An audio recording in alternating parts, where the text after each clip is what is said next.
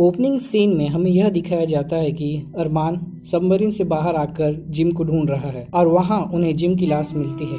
अरमान उसे अपनी गोद में उठा लेता है और वहां सब लोगों की आंखें भर आती है। इधर हैथिस उस प्लेन को बल्गेरिया में ट्रैक कर लेती है जिसे उन्होंने कल रात देखा था। उन्हें दोबारा स्पेनिश में एक रेडियो मैसेज मिलता है। वहाँ रेडियो से पता चलता है कि वह सभी जिंदा बचे लोगों को स्पेन के एक माइन में बुला रहे हैं। इधर मूड सबको बल्गेरिया जाने के लिए बोलता है तो डेफनी उसे स्पेन जाने के लिए कहती है जहाँ से वह मैसेज आया था, लेकिन उमोट अपनी बात पे अड़ा रहता है। डेफनी योंजा को बताती है कि उमोट एक तानाशाह है।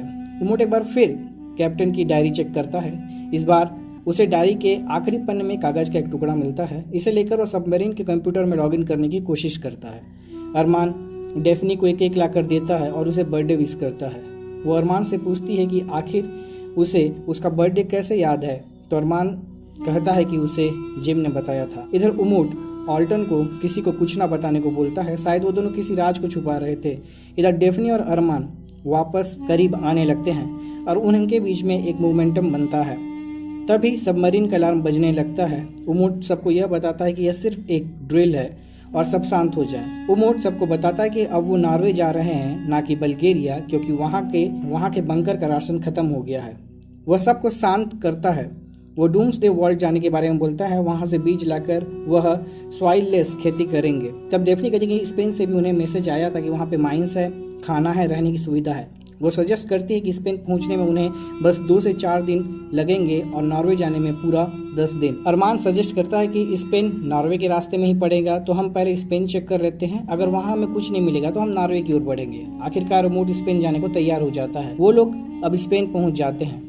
वहाँ पे बोट लेकर वो माइन के लिए आगे बढ़ते हैं। पोर्ट में वहाँ पे वो लोग कुछ कार्स को ढूंढते हैं और वो कार्स लेकर माइन की ओर बढ़ते हैं। आखिरकार वो माइन तक पहुँच जाते हैं। वो लोग लिफ्ट के सहारे माइन में उतरते हैं। हैथिस डेफनी के रूम में कुछ ढूंढ रही थी, तभी आल्टन वहां आ जाता है और उन दोनों के बीच फाइट स्टार्ट हो जाती है। इधर अरमान, डेफनी, उमोट और 2 सेलर्स माइन में उतर जाते हैं। इधर कुछ लोग लिफ्ट को डिसेबल कर देते हैं जिससे कि योंजा और उसके साथी माइन में नहीं जा पाते। योंजा सेलर्स को दूसरे रास्ते की तलाश में भेज देती है। नीचे माइन में उन्हें कोई नहीं मिलता।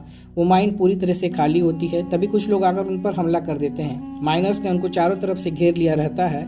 इधर हैथिस और ऑल्टन की फाइट में हैथिस ऑल्टन की धुनाई करती है और उसे बेहोश कर देती है। अब आखिरकार हैथिस को डेफनी का लैपटॉप मिल जाता है और वो उसे खोलकर उसमें खोजबीन करना स्टार्ट करती है। इधर माइनर्स उन्हें बताते हैं कि उन्हें जानबूझकर गलत मैसेज भेजा था क्योंकि उनके पास अब दूसरा कोई रास्ता बचा न था। अरमान उनसे कहता है कि वह उन सब को वहां से ले जाएगा, लेकिन तभी उमोट शूटिंग स्टार्ट कर देता है और वहां लड़ाई स्टार्ट हो जाती है। उनके 2 साथी सेलर्स वहां मारे जाते हैं। अब सिर्फ उमोट, अरमान और डेफनी बचते हैं। डेफनी वहां से भागती है। फेलिक्स आखिरकार ऑपरेटिंग रूम देख लेता है लिफ्ट की और उसे फिक्स करने की कोशिश करता है। जब वो उसे फिक्स नहीं कर पाता तब योंजा नीचे जाने का सोचती है और वहां पे केबल के सहारे नीचे चली जाती है। इधर डेफनी को लोगों के हाथ पैर कटे हुए मिलते हैं, शायद वो माइनस लोगों को काट कर खा रहे थे। इधर योंजा आकर डेफनी को बचा लेती है और वो दोनों वहां से भाग जाते हैं। उधर फाइट में उमोट के हाथ में गन आ जाती है और वह गन से शूट करके अरमान को बचा लेता है। इधर लिफ्ट है और वो लोग भागने लगते हैं। इधर लिफ्ट जो है वो काम नहीं कर रहा था। उमोट दरवाजे को बंद कर देता है ताकि माइनस अंदर ना आ सके। उधर माइनस दरवाजे को तोड़ने लगते हैं। अरमान लिफ्ट के कंट्रोल पैनल को फिक्स करता है और लिफ्ट में लटक कर वहां से निकल जाता है। इधर सब लोग कार में बैठकर निकल जाते हैं, लेकिन अरमान को उसके कार की चाबी नहीं मिलती है और वो लोग भागने लगते हैं। उनके पीछे माइनस भी भागने लगते। इधर योंजा, उमोट, अरमान और डेफनी का वेट करते हैं। आखिरकार अरमान और डेफनी भी भागते भागते पोर्ट पहुंच जाते हैं, लेकिन तभी डेफनी का पैर फिसल जाता है और वह एक माइनर्स के द्वारा पकड़ी जाती है। माइनर्स और अरमान के बीच बातचीत चली रही होती है, तभी उमोट फायर स्टार्ट कर देता है और माइनर्स डेफनी को चाकू मार देता है जिससे कि वह वहीं मर जाती है।